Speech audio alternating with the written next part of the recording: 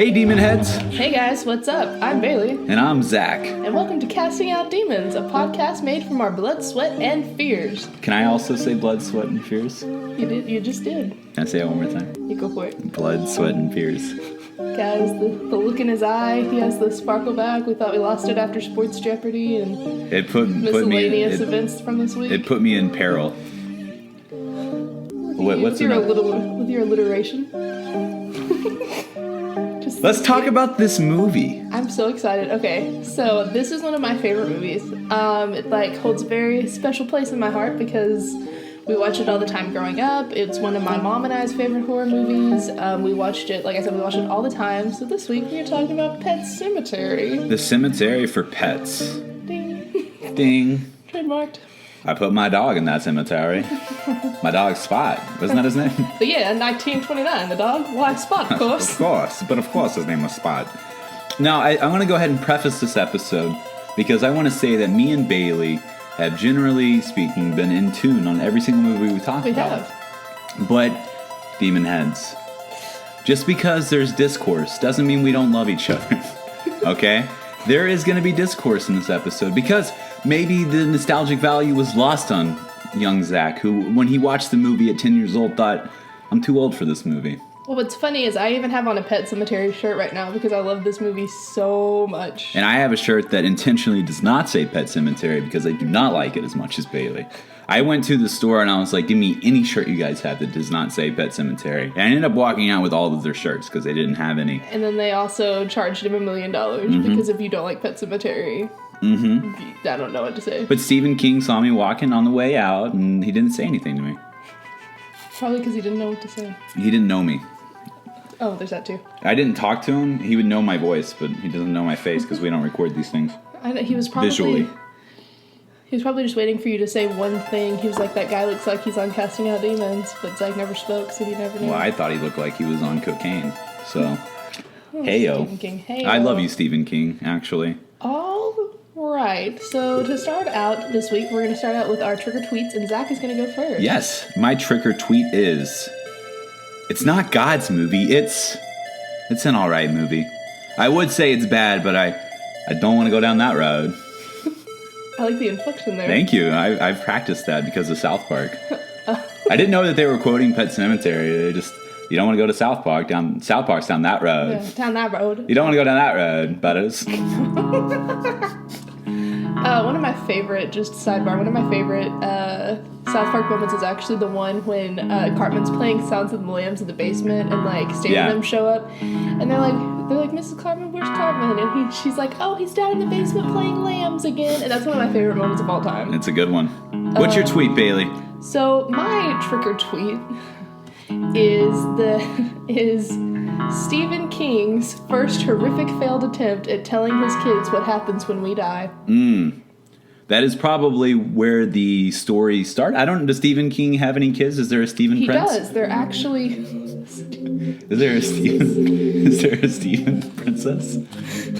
I like it. They keep the first name's the surname in the King family. Well, what's actually funny about that is that Stephen King's daughter's cat got hit by a truck. Really? And that's what spurred this movie. He hopefully did not tell his kids that this is what happens when you die, but he seems like a smart guy. He seems like he would do that and get away with it. Yeah, oh yeah, probably. No one would call CPS. So that movie is full of just 18-wheelers just driven by people who have reckless abandon. I think that road does not call that road doesn't call for that kind of driving. It's narrow and it's windy, and you think you'd be going 40 miles an hour. They were going at least 70. Poor Gage. They couldn't gauge the situation. Oh. Oy, oy. Oy vey. So, for those of you who have not seen this movie, it is about a family, a bright, young, very late 80s, early 90s looking family who move from the city to the country. Right out of a Sears catalog. Oh, yeah. It was a little too early for LL Bean, so in the Sears era. Typical movie where they move into a new house and bad shit ensues. Exactly. Yes. And so, what happens is Fred Gwynn, who those of you who were like me and like watched the Munsters growing up like on TV Land and stuff, he's actually Herman Munster from the Munsters, and so he was their first choice for this movie. He delivers it brilliantly. For those of you who don't know, this was based on Stephen King's book of the same name, Pet Sematary, and Stephen King actually wrote the screenplay and had a very heavy hand in this movie. He was also in the movie. He was the preacher. He's the preacher. That speaks at... Okay, can we go ahead? I want to talk about one of the biggest things I dislike about this movie. Go for it. Is she the maid? She's the maid, right? Mm-hmm. She seems like the most unnecessary character I've ever seen in a movie. I have a rebuttal for that. A rebut away. So, here, rebut away. So in the book, Missy's like an amalgamation of characters. And she does not commit suicide in the book. The only two people to die before Gage, spoiler alert, are Judd's wife. Mm-hmm. I don't remember what she had. She had like some, I want to say she had some illness. Mm-hmm. And then Pascal were the only two people to die. Missy wasn't there. But Missy's role, my theory is that Missy's role in the movie is she's spending a lot of time with Ellie, and I think she plays a hand in Ellie's visions later in the movie. I think that that's what Missy's role is. And I also think that Missy's role is that she knew what was coming. And didn't she say, like, in her suicide note that she had cancer, and that's why? She was having severe stomach pains, and she thought it had cancer, but I think that it kind of is a prelude and foreshadowing to all of the things that are going to happen, and I also think that she's there because if you remember, the next scene, it does not cut to her actual funeral, but it cuts to the pet cemetery, and so I think she's there to kind of make the audience think for a second that she's going to be put in the pet cemetery, because it cuts to the pet cemetery and then her funeral, and it pans over, so I think that that's kind of what her character was No offense to Mary Lambert or Stephen King, but I feel like you're doing much more work than either of the two did for this movie. I feel like maybe they had those intentions, but they definitely did not come across in this movie. Yeah, and for those of you, here's a little fun fact. Mary Lambert is not the singer of Same Love or Secrets. She's also not Miranda Lambert. Yes, she also has nothing to do with the Lambert Steakhouse up north. She's also not Jack Lambert, famous Pittsburgh Steelers middle linebacker. Yes, okay, none of those things. This Mary Lambert is the director of Pet Sematary. She also is the director of Urban Legend, Bloody Mary, Pet Sematary 2, and my personal favorite, Halloween Town 2, Calabar's Revenge. Really? Yes. Well, maybe I'll go back and rewatch Pet Sematary because I respect Calabar's Revenge. Candy bars, chocolate bar. Hey, chocolate bar! Hey, chocolate bar! Anyone that wrote something like that. Well. So, yeah, she actually replaced George A. Romero, who was originally slated to direct, and I think that but dropped out at the last minute. I think the movie would have been better, and nothing against Mary Lambert. I just feel like George A. Romero hasn't disappointed me. I love George Romero, but, like, we would have had a lot more social commentary. And that's what this movie needed. We would have had a monologue at the end, like, over as we saw the Pet Sematary. I think that's what this movie needed. Yeah, I mean, I don't know. I like it in its own right, because it's like I was telling Zach earlier, this movie, when it came out, was not alone in its kind of horror, because you had like all the other Stephen King adaptations coming out. Didn't The Shining come out before this? The Shining did come out before this, but you had like, this was in the era of Cujo. Terrible. A lot more of like the Cujo movie is not good. But like those kind of Stephen King movies, you had like the Ghoulies, Gremlins, things like that were coming out in this era or had come out a few years before. Beetlejuice, I believe Beetlejuice was out, but if not Beetlejuice, it was in this era. Nightmare Before Christmas, like Tim Burton-esque horror was a big deal. We'd moved away from like the slow-burning John Carpenter into this kind of like in-your-face, gory. From the very get-go, yeah. Yeah. It was like in between like your torture porn Saw and your slow burning horror, and so I think that it kind of has a voice in its own right. It's like the bridge to the torture porn, which is my least favorite part of horror movies. Maybe that's why I look at this movie as like lesser than the movies we've covered so far, even so far as Zombievers. At least Zombievers, it honed in on the fact that it was campy, and I feel like Pet Sematary, even though Stephen King is not known for being a campy writer in any sense of the word, I feel like this movie could have really benefited from adding some of the campy elements into it, which really would have helped script and the pacing of the movie that otherwise was pretty bleak and boring at times. Well, see, I think that I really like this movie, and like I was telling you, I like a lot of like the sociology and the psyche behind this movie. And I also like the fact it doesn't go overboard with special effects.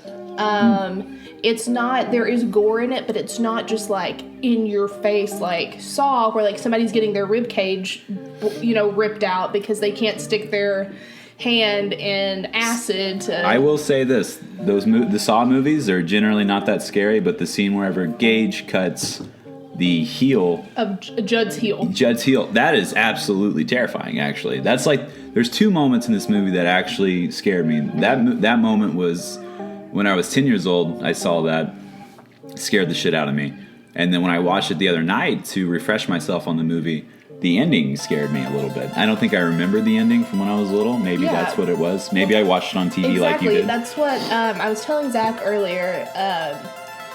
What happened was this movie would always come on like AMC's Fright Fest. Sci-Fi would have like Stephen King weekends and things like that. And so when you watch it on TV, they completely edit out the final scene where Rachel has been buried in the pet cemetery. Rachel is the mother.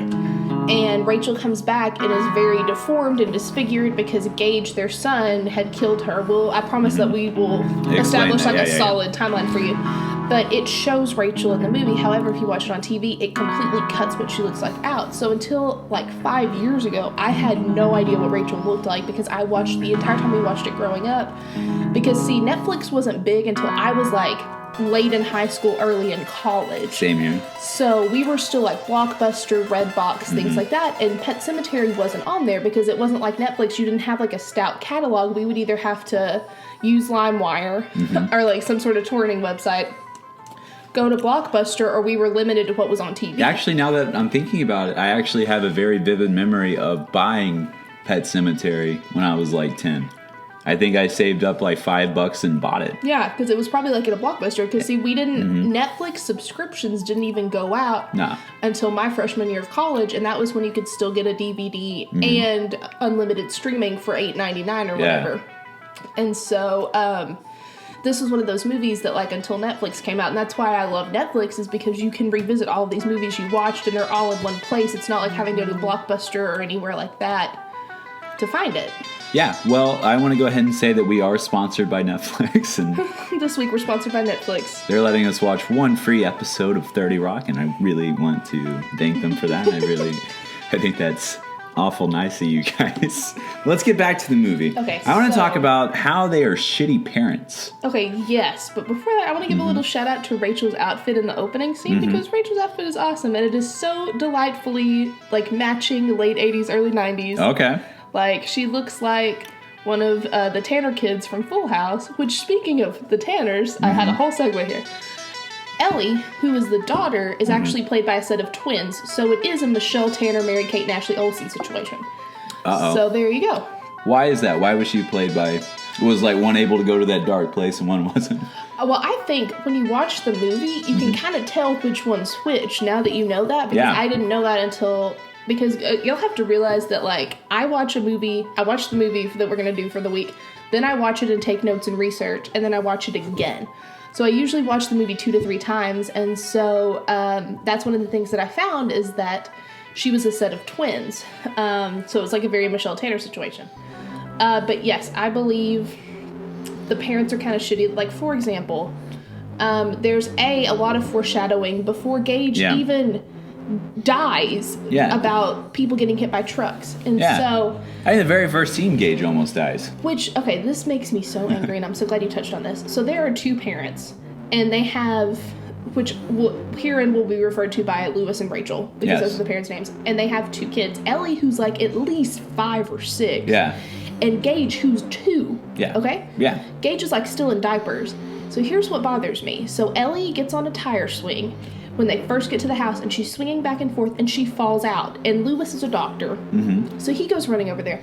Well, then so does Rachel, leaving 2-year-old Gage up to his own devices. Near a fucking highway. Exactly. Or, sorry, near a road. A road. So, like, here's the thing. Like, I can say this. I've never been a parent, so, I mean, I can't imagine, like, the kind of stress. But I have babysat multiple kids at one time, and you bring someone with you, and you divide and conquer. You were each watching a kid. She could have even scooped Gage up and taken him over there.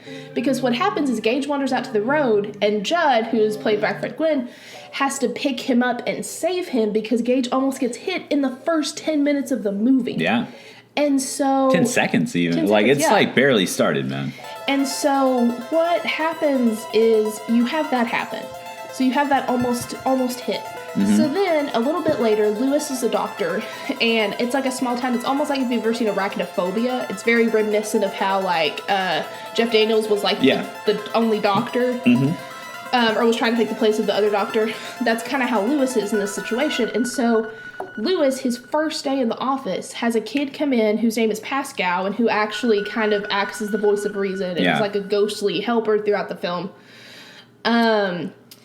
Gets hit by a truck and has his skull blown off. His brain's completely exposed. And so, like, you have all of these foreshadowings, and they still continue throughout the movie to neglect Gage. And so here's what I like about this movie, and I'm sorry, Zach, I'll let you eventually No, I'm trying to learn. So basically what I like... Actually, can I interject on the scene where Pascal gets hit? Yes. Well, they don't show anything, but they show... There is something to be said about certain elements of filming a horror movie that seem to be neglected in this movie. Now, the scene wherever Pascal is being carried in by a group of college students to the doctor's office could have been a scary scene. It could have been eerie. You could have, like, waited to show what they were carrying or something and kind of hid the fact that something was happening, but it was so blatant. I think they were trying to be so in your face with it that they forgot to realize that a lot of horror comes from not knowing. And I feel like this is just a microcosm of the many problems I have with the movie, is the fact that they neglect the idea of letting the viewer use their imagination to scare themselves. Well, see, I think what happened is because in the scene before, he had told Rachel, oh, nothing's going to happen. And so I think that wasn't in your face. I think that was intentional, because he's like, oh, Rachel, there's not even going to be a spraying today. And then bam, just as he's kind of like immersed in it, we're instantaneously immersed in it, where you have this scene of gore. And it's not... It is gory, but it's not like a Saw gore. Like, it's not... It's almost anatomically correct. Yeah, it looks right. And it's not very over the top. Like, I wasn't, like, clenching my stomach or, like, ooh. No, like, it's wincing. It makes you wince. It doesn't make you, like you were saying, doesn't make you, like, bubble in your stomach.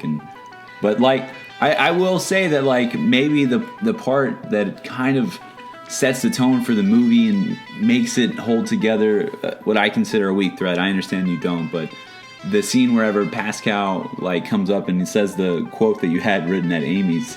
What is it? Yeah, the soil of a man's heart is stonier.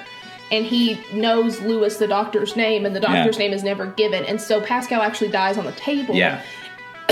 Comes back. And so what happens is he has that connection. It's like an old... I hate to, like, throw out the cliche, like, Native American legend, but I did take a Chicano film class, and so we did actually talk about this, so this isn't me, like, being... She knows what she's talking about, guys. She has glasses on, and she's wearing them confidently. So it's the idea, like, if the soul vacates the body while you're around someone, you create this connection with them. And so Pascal, throughout the movie, visits Lewis and kind of introduces us to the fact of the pet cemetery, because we're introduced early on by Judd, who buried his dog there, and that's all we know thus far. But Lewis talks to him, Pascal talks to Lewis and actually leads Lewis out of his house in the middle of the night to let him know, he's like, all these bad things are going to happen, bad shit's going to go down, you don't need to be a part of this. And so there's, like, a little flashing light in the background, and this is because this movie plays into the idea of, I believe it's pronounced Wendigo. That is how it is spelled. And it's an Algonquian, half man, half monster, like, giant creature who, like, plays with the elements. And so the only times that we're really, like, introduced to him are, like, when trees fall, or on the news when it's, like, whales beach themselves. Yeah. Because if you've ever seen the movie The Craft, when they're playing with the forces of nature and going against the forces of nature, things like that happen. So, like, animals are beaching themselves, trees are falling because it's, like, the earth, wind, fire. Yeah, everything's out of whack. Yeah. Exactly. And so it, like, plays into that a little bit.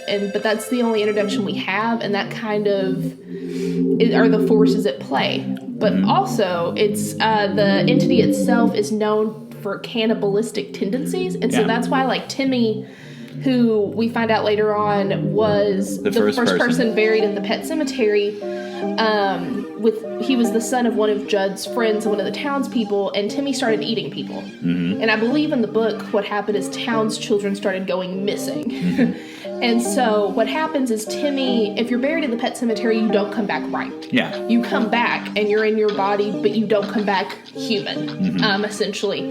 You're very primal. Subhuman. Exactly. You're very just like very primal instincts, and so it's kind of a zombie, I would say. It's kind of a zombie, yeah. It's with a zombie with the ability to articulate. Exactly. Yeah. And so that's a why zombie he with eats glasses. People. Exactly. and the tassel turned to the left.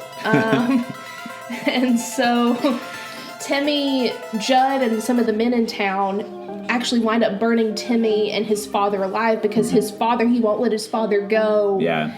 And his father won't let him go, and so they actually burn him down. And so Judd, when Gage is hit later in the movie, actually thinks that it's his fault, and like that this is his comeuppance from taking down Timmy. And it might be his fault, you know? Yeah, it's... One thing I noticed about Timmy was he wasn't nearly as conniving as... what's the son's? Is Gage. But that's because Zelda plays a hand in this, and this is a great time to bring up Zelda. Play away. So Zelda is... Okay, so first of all, I fucking hate Rachel. I hate Rachel. Mm-hmm. From what I was talking to one of our friends about this, Rachel in the book is just as annoying as Rachel in the movie. All Rachel does is blame everybody else for her problems and whine the entire movie. Yeah, it's very true. It's very sad because she is like such a cliche of like damsel in distress. Like that is her throughout the entire movie. And so she had a sister named Zelda who was 13. Mm-hmm. And Zelda was 5 years older than Rachel. And so Rachel's parents, okay, here's the thing. Okay, so Zelda had spinal meningitis. And was confined to a room for years. So as Lewis said, she was probably insane. Mm-hmm. And she was like the family's dark, dirty secret. Like they put her in the back room, they never talked about her. And so when Rachel was 8, her parents left her alone. No nurse, no anything. And you'll have to realize this was in like the 70s or 80s. So like we don't have cell phones. Maybe like, the 60s even, yeah. We don't have marketable cell phones. There's no internet, like, in commonplace homes. So basically, if any shit goes down, she's going to have no way to communicate with anybody. So she is the sole person in responsibility for her sister's well-being, which is not fair to put on an 8-year-old. She has spinal meningitis. Yeah, that's a death sentence. Insane. Yeah. And so Rachel's cases. taking care of her, and especially this time period. Mm-hmm. And so Rachel's taking care of her. Zelda winds up choking. And so Rachel, in a moment of like panic and just like almost relief, lets her die. Mm-hmm. And so she chokes and she just convulses and Zelda dies. Mm-hmm. And so also just to like make this a little less serious, Zelda's actually played by a grown man because they tried it with a 13-year-old girl and it wasn't scary. With like an actual kid, it was not scary. So they had to and it's also to make the audience know right off the bat there's something off about Zelda. And so Rachel feels responsible for Zelda's death. Which, like, in a little part she was, but also she was only a kid, so it's like, it was like she could have done something if she really wanted to, but like... not too much. She probably still would have died, but she probably wouldn't carry around as much guilt as she does. Exactly. And so, what's funny, and what I like about this movie is, like, one of my biggest takeaways from the movie is you become what you fear you'll become. Because Rachel is neglected to gauge their son, who's 2, and kind of treats Ellie as superior as her parents did with her and Zelda. And so, what happens is she tells Lewis this, and Lewis is like, it's not your fault, you shouldn't have been left alone with her, da-da-da-da. And so, a few minutes later, they're playing outside, and it's Judd, Rachel, Lewis, Ellie, and Gage. And Lewis is teaching Gage how to fly kites. And so what happens is Gage, I totally missed a whole part, and I'm sorry, so just forget what I just told you.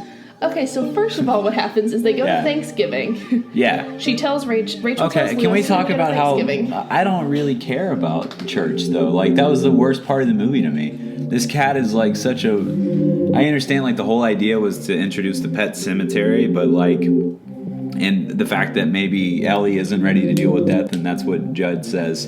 But, like, other than that, Church is like the most expendable character in the entire movie. Besides the. Well, I mean, I agree. I agree with you though that he's supposed to be the part of the pet cemetery. Mm-hmm. But see, he also shows up at parts to foreshadow, and also like, for example, like when he's on Rachel and then he's on Gage, and so it's like to kind of foreshadow like who's gonna go next. It's like almost like he knows what's gonna happen. And so they go to Thanksgiving at Rachel's parents, and we still, in the book, I believe it tells you, but in the movie, all we know is that Lewis and Rachel's parents don't get along. They do not like, especially her father hates Lewis. Yeah. So he's going to Thanksgiving. I did like what they did with the time lapse though, how they had a pumpkin in the window and then it's Ellie taking down and putting up her turkey. I did think that was kind of clever. And so while Rachel and the kids are at her parents' in Chicago, Church, who is Ellie's cat, gets hit by a truck. Uh-oh. And so Judd takes Lewis up to the pet cemetery. Mm-hmm. And Lewis is like, no. And they go up to the ancient Indian burial ground, which is like the quote-unquote pet cemetery. Yeah. And they bury Church there, and so he comes back, but Church is evil. He, like, claws at Lewis's face and then, like, licks his claws clean. And so that happens. And so then also, once the family comes back and, like, Ellie is, like, playing with Church, and she's like, you smell gross because he's dead. Yeah. And he still has that smell like rot and decay, and he still has, like, bloody scars all over him from where he got hit by the truck. So they also have a housekeeper named Missy. And so Missy appears just for little spurts throughout the beginning of the movie, and she has, like, severe stomach pains, and you can tell her and Ellie kind of get close, and so I have the theory that she plays a part in why Ellie has visions a little later on. See, that's the thing. Everybody in the family had visions. It just feels kind of like a weak plot device, like, to allow all the characters to know what's happening. Like, is there really an explanation other than that why Ellie would be seeing anything? And why is Rachel even seeing Pascal or hearing? She doesn't really see Pascal, but she hears him guiding her home. Well, because he's like, Pascal's like your conscience. That's like... Well, Pascal is supposed to be attached to, what's his name, right? Lewis, but Lewis. He can... I think that it's like, since they're all related, I think it's that they're all connected. And so I think in... Also, with the pet cemetery, you have the forces of evil at play, and they reach out beyond the pet cemetery, like they crash Rachel's car, and so I think that kind of the same comes to play with him, that he starts being able to reach out past the certain parameters, because both start getting stronger and stronger, because they have almost more fuel, per se, because they're burying more and more people up in the pet cemetery. Yeah. And so... so they come back, blah, blah, blah. Missy winds up killing herself in the basement because she says she thinks she has cancer and she can't live anymore. But I also think that she knew that shit was going down. I feel like... But how did she know? She knew something. See, like, I would agree with you if they, like, had, like, a small instance of her, like, saying that, like, I don't know, even if it was, like, a cheesy line of, like, a storm's coming from that road. Like, I don't know. Something to, like, give you a little clue that she knew. But, like, other than that, she just seems like she dies and then maybe she's helping Ellie. Like, that's never even really hinted at. It's a good theory, and I tend to agree with your theories on movies. Yeah. But other than that, I just don't think that the movie did any work to show you that that's what her character was doing. Yeah. And it just kind of seemed like the movie is supposed to be, like, it deals with the tragic themes of death and limitations of human control, and how we don't really control when people die. And I understand that maybe introducing a character who Ellie is close to, who dies, is a good idea, to where maybe he can get, or Lewis can get Ellie in the right mind frame to deal with the death of Church and then subsequently Gage. But the movie just kind of, like, they had this one little discussion about... And this just shows Lewis's, like, inability to really deal with being a real father, in my opinion. It's, they're talking about God and what happens when he dies. And then if God can do anything, then he could bring people back, right? Yes. Yeah. And that's actually after Gage dies, right? No, that is... Okay. That's when Missy dies. No. They don't... That's before, because that's when Rachel's in the kitchen, because she's been throwing up all day. Yeah. I got the scene confused whenever after Gage dies. They do talk about that. Yeah, Ellie's carrying around Gage's pictures. Back yeah. And see, he's like, enough, Ellie. Or he says Ellen. He calls her by her full name. It's when he and Judd are sitting in the kitchen. And Judd's like, oh, that's a nice picture. You're pushing him in that wagon. And so... Pushing him in that wagon down that road? That's a bumpy road, don't you think? I would like to point out that Fred Gwynn... his tonality is exactly how Judd was supposed to sound in the book, so we are not making fun of him. It's just the tonality. I'm just proud that I can do a decent impression of the guy. Yeah. He does say road 8 times. I counted. Road. Road. So what happens next is after Missy kills herself, Lewis starts seeing visions of Pascal, and Pascal acts as, like, his conscience. And see, Lewis is the only one that can, like, fully interact with him. With Rachel and the others, he can't, like, tear down the wall completely between them. He's, like, he acts as the conscience, and he, like, can influence people, but he can't. It's almost like a Deus Ex Machina type situation where, like, with other people... Yeah. Well, I mean, just the phrase, not the movie. Oh, okay. I was like, whoa. No, like the idea of God in the machine. Okay. He's like a personification of Deus Ex Machina. And so with Lewis is the only character, since they're, like, bound, since he was there when, like, his soul exited, he's the only character that Lewis can actually communicate with back and forth. Whereas with the other one, like I said, it's like a God in the machine situation. And so the next scene, we see everybody's outside. It's like a beautiful day. There's a picnic. Flying kites. And Lewis is teaching Gage how to fly a kite. Now, can I interject here? Yeah, go for it. Okay, this is the stupidest scene in the movie to me. Because it ruins the absolute horror and the heartbreak that's supposed to go along with this scene. Because it's centered around neglect and idiocracy. It's centered around the fact that 2 parents would turn their backs on a child who was trying to fly a kite near a highway.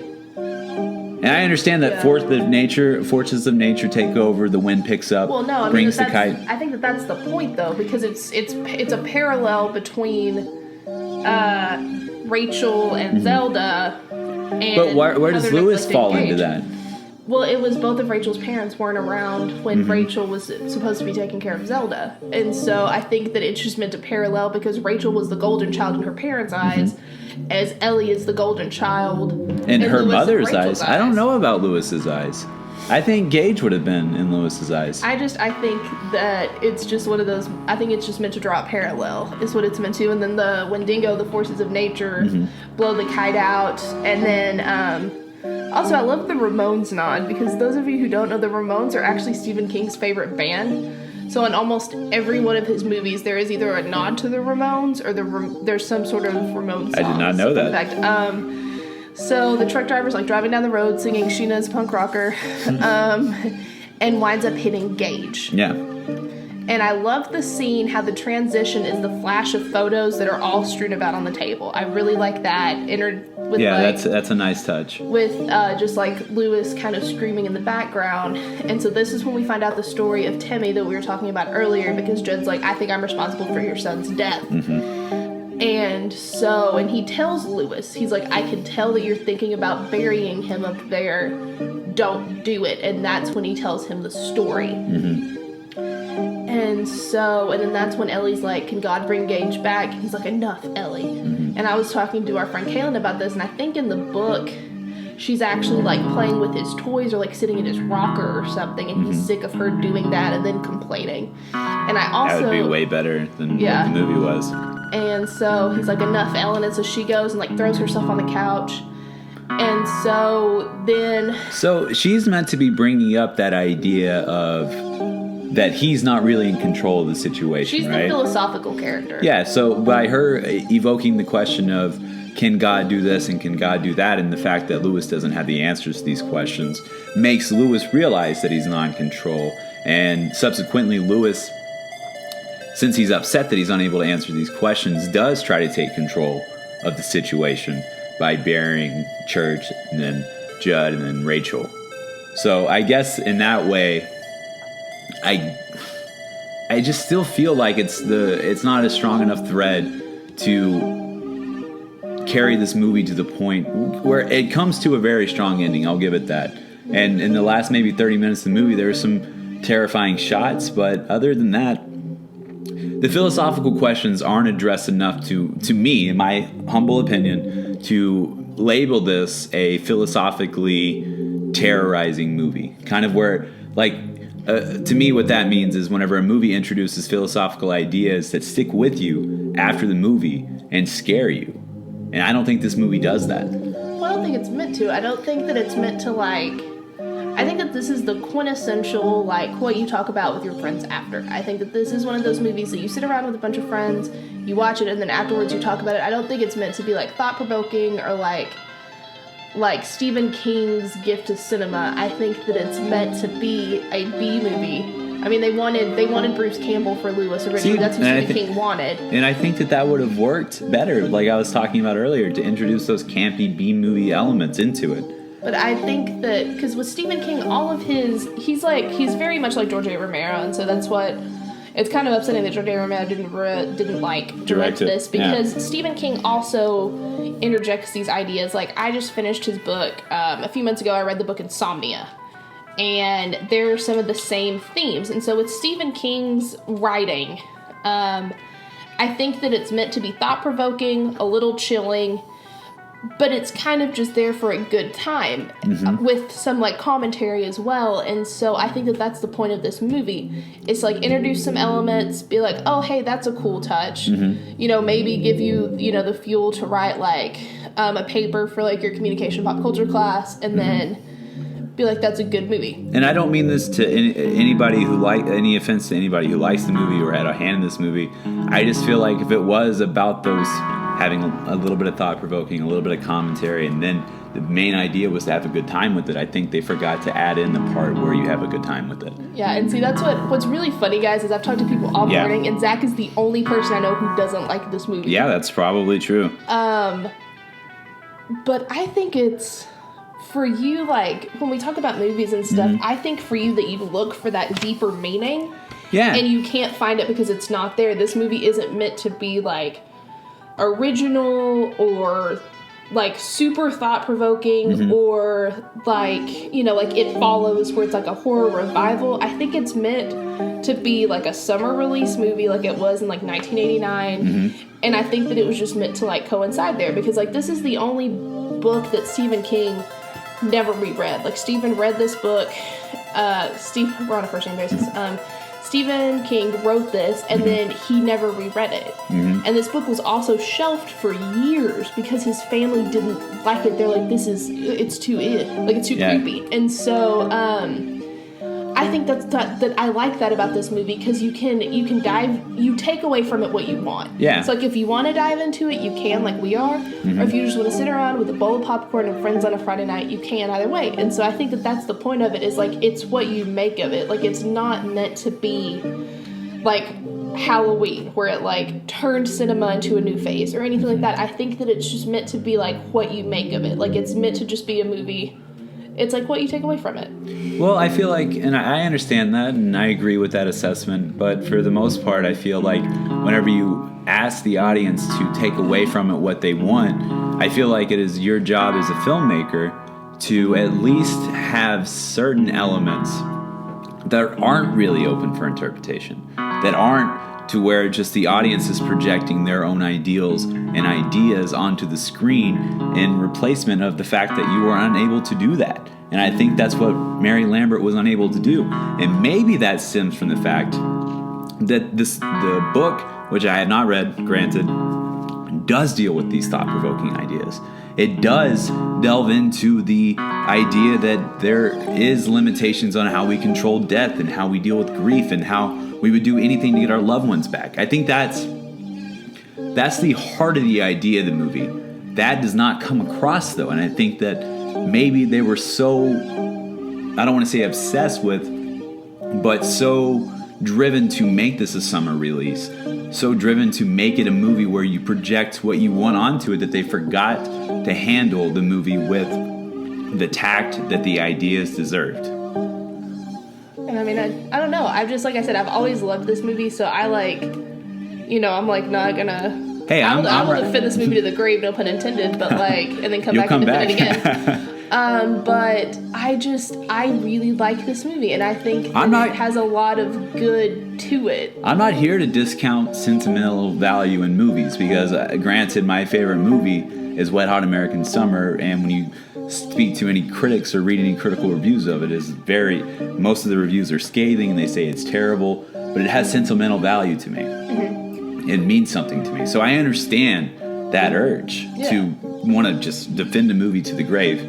But I just feel like this is a good example of me and you will never always agree on every movie, and that's good. Yeah. That's what this podcast is supposed to be about: bringing both of our opinions to the table and talking about them in a respectful manner. And I really wanted to like this movie because I know it meant a lot to you. Mm-hmm. But that's can we go ahead and bring up the ratings? This movie actually, not to put my glasses up. This movie actually has like almost 7 stars on IMDb, and it's fresh on Rotten Tomatoes. And it's not fresh on Rotten Tomatoes. It's got a 48 on Rotten Tomatoes. Well, my bad. Yeah, I did my homework as well. Oh well, okay, all right. But it doesn't have that many reviews on Rotten Tomatoes. It has like 28. There's not a lot of reviews on this movie. Like when I was researching, there's not a lot I could find because it's like, it's one of those movies like it's a cult classic. Like it's not heavily, which is funny because they're actually about to remake it. And they're making Ellie a teenager, which I don't like at all. But anyway, that I don't think it's just like one of those like cult movies. Like it's not super mainstream. Well, I think that movie died, and we shouldn't bring it back. I feel like that movie warned us of what could happen if we did that. And this is the last time anyone ever heard from Zach. And no, but I would honestly give it a solid 7.5 or 8, maybe. I give it a 4.3. While the idea was novel, it was poorly paced and poorly acted, and it came out of the oven like a batch of brownies with rat turds on them instead of sprinkles. God. I just wrote that to sound douchey. I don't actually think that, but I do give it a 4.3 out of 10. I really love this movie. I love the psyche behind it. I love the idea of, like I said, you become what you fear you'll become. There's a scene at Gage's funeral when Lewis and Rachel's father are yelling at each other, and he's like, "Where were you?" Da da da da. And the irony is that he wasn't there when his daughter died either. And, when Gage comes back, it's horrifying because Gage actually takes on characteristics of Zelda because it's like personifying Rachel's fear and like Rachel. It kind of doesn't he appear as Zelda at one point? Or he is in the same suit that we see Zelda in a painting in Rachel's childhood home. Yeah. And so, and he also has red hair, which Zelda had red hair. Yeah. But it's also like the thing about the Pet Sematary is it kind of projects on you like your fears. Like it plays off of your fears. So like Rachel's was like she was horrified about Zelda being a bad mother and like the Zelda from her past like coming back to haunt her. And then like Judd was horrified because like Judd already had to deal with this. And now he feels responsible. Gage's death. Because he saved Gage once at the beginning of the movie, but couldn't save him again. And so it's ironic because he cuts his tendon, which you could say is his Achilles heel, and point out, like that element to it. With Lewis, Gage winds up killing Rachel. Rachel comes back from Chicago to save them under the advisement of Pascal. And so Rachel comes back. Gage winds up killing Rachel. So Lewis buries Rachel in the Pet Sematary against all of Pascal's warning. He literally walks right through him and says, "I didn't. This time it'll be better. I waited too long for Gage because Lewis has to go back and dig up Gage's grave." And so Rachel comes back, and in the last scene of the movie, we see Lewis is playing solitaire, and we hear the door open, and the camera pans up to Rachel, who's very disfigured. One of her eyes is like heavily disfigured. There's like eye gloop coming out of her. She's just like all 9 kinds of torn up from the floor up, and literally because the camera pans up, and they're making out. That's the grossest part of the movie to me because there's eye gloop that's like running down her face, and anyway, that's gross. But and so then she's like, "Oh, darling," and you see her, and she has a knife, and while she's kissing Lewis, she literally stabs him in the back. Mm-hmm. And the movie ends with him crying, and then it cuts to the Ramones singing the song Pet Sematary, which I actually wrote for this movie, and it's named after the same thing because Stephen King loves the Ramones. But that last scene is horrifying, and like I said, I never knew what Rachel looked like until like 4 or 5 years ago, because this movie, you had to go to Blockbuster or find it somewhere. What would you change about this movie? What would I change about this movie? There are a couple little things I would change. There's a continuity error with Church. Mm-hmm. It never tells us how Church got out, because Church it's not how when Church got hit, but there's a scene where it cuts and Ellie's in bed and Church is in bed with her.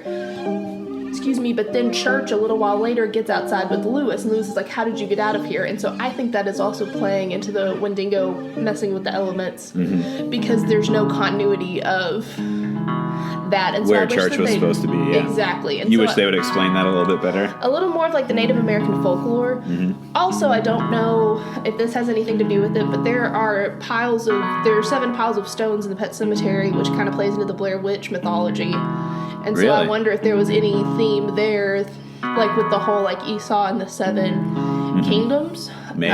So I wish that they had just explained a little bit more about the folklore. That's exactly what I would change about it. Just some explanation for what you're trying to do with the movie within the movie, because it does evoke that kind of, the viewer is supposed to project and transcribe what they want to take out of the movie, which can be effective in movies, but whenever you don't do enough explaining, there is no foundation for the viewer to build their beliefs upon. And I don't think they established a strong enough foundation. I think their foundation was reminiscent of the tree branch that Lewis stepped on and fell. Well, do you think that has anything to do with The Shining's almost 2.5 hours long? Yeah. It's like right at like 2:30, 2:40, something like that. Yeah. Movies started getting shorter because, unfortunately, our attention span started getting shorter, and so like. What? So do you think that has anything to do, because Stephen King novels are very thick. Yeah, if you've ever read a absolutely. Stephen King novel, they're like I've never read one, but I've held one. I think the shortest one I've ever read is Carrie, and Carrie was like 250 pages. And so I think that a little part of this too is that they had to cut some things down, because this is when movies started going from like 2.5 hours to like an hour and a half. It was right in this vein. And so it was an hour and 49 minutes. Pet Sematary is. So maybe if it was under longer, 2 hours. Yeah, that's the thing. It's it goes back to what I was saying earlier about whenever they made the movie, they were so driven to make it like that summer release hit that they were trying to deal with these guidelines that the film industry has been projecting onto the public. And whenever you do that, it does cause the movie to suffer in its quality, and I think that's what Pet Sematary ultimately suffered from. Because I know people today, and I mean, I love The Shining. Stephen King just doesn't translate well to the screen anymore. Unfortunately for us, they're having to revamp it, and I think that's why Ellie's a teenager. So hopefully it doesn't play into the whole like sexy teenager trope. Yeah, it's probably going to be a marketing technique. But I'm scared that it's going to. But I think there are people today that I know that like can't sit through The Shining because they're like, it's too long. And so I think that's what Pet Sematary, that's why Stephen King doesn't translate well to the screen, because Stephen King writes hundreds and hundreds of pages. Oh yeah, like 3 times in a day. That's how good that movie is. But there are people who are like, it's too long because it's like, I was an advertising major. I was a PR and advertising major. And commercials used to be like 2 or 3 minutes long, and so they had to cut them down to 60s and 30s because you couldn't keep people's attention for that long. And so I think that's why Stephen King doesn't translate well to the screen often, is because his novels are so lengthy, and we want something short, concise, and to the point. I mean, that's why we have Twitter with 140 characters. That's why Facebook has a certain limit before it'll cut you off and say continue reading, is because we can only handle so much at one time. And so I think that's one of the problems with this movie, is that if they had tried to market it at 2:30 or 2:40, and it would have been more of a slow burning, like The Shining, or... Yeah, I would argue that it may not have been like a blockbuster success, and I don't even know if Pet Sematary was, but I feel like it would have been a better movie quality and would have held up over time like The Shining did. And see, granted, Mary Lambert is no Stanley Kubrick. Yeah, exactly. And so I think that's part of the problem too, is that they were trying to make it shorter and more condensed because that's what people wanted. Because, this was in the era, this was like starting the wave of horror that like brought us Tremors, for crying out loud. So which I love Tremors, don't get me wrong. Like, I love Tremors, but like, it's not a quality movie, and so... See, whenever you condense complexity, you get convoluted ideas.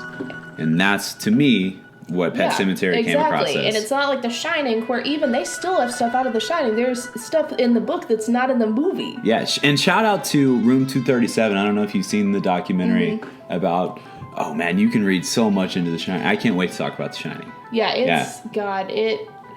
There's just so much, and that's why Stephen King doesn't tend to translate well to the screen, because even Carrie, like, I own Carrie, I fucking love Carrie, it's one of, like, the few that translate well. There are still laughable moments in Carrie, and it's about this poor girl who just is in, like, a sea of endless suffering, and Piper Laurie, who plays her mother, actually thought it was a dark comedy when she was reading for it.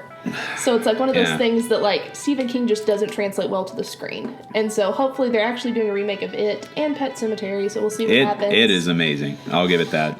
It is horrifying, and it's Pennywise in the new one, from what I've read, isn't going to be like Tim Curry campy. He's just going to be horrifying clown. Good. So, good. But yeah. Anyway. So, I don't have any House of the Devil corrections. I want to point out something, though, that I was correct that Greta Gerwig was in Baghead. She was in Baghead? Yes. So, touche. Good job. Good job, Passack. I didn't argue with No, I'm not saying you did, but I doubted myself. I don't think you doubted me. Yeah, so I don't have any corrections for that either. Just again, we want to thank our good friend Lauren Mims for designing our amazing cover art. For more of her designs, check out her online portfolio. It's really awesome. You can find that at laurenceciliamims.com. Also, still, please keep helping out Babs. The link is still on our Facebook page. They're still a little bit from their goal, so please, please, please donate. I am on Thursday when I get paid. So will I. So, yeah, just donate, even if it's only $5. That really helps out. You know, that's $5 closer than they were. Yeah. We should be on iTunes by the end of August. Hopefully, I'm going to look into that sometime this week and see how that's going to go. And then also next week, we're going to have fan favorite Jackson King back on to talk about a movie. Yes, we will. So get excited. We actually have guests for the next 3 weeks. Yes, we do. So it's going to be including really a relative of mine. Yeah, and our friend Austin Hestelin, so it should be a lot of fun. Yeah. The next 3 weeks are going to be good. I'm excited. Yeah. Because we have 3 very different movies coming up the next 3 weeks. That's so very, get excited, very true. Yes. Demon Heads. Yeah. Demon Heads. So those are all the I have a blog.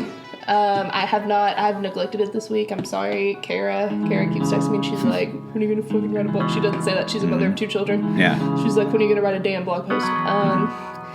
And so I will promise stuff will actually be up this week, but if you want to check it out, it's nobodyputsbaileyinthecorner.wordpress.com. You can also follow us on Twitter at Bailey McLeod, and just hit the @ key 17 times and then call your mom because she misses you. There you go. How delightful.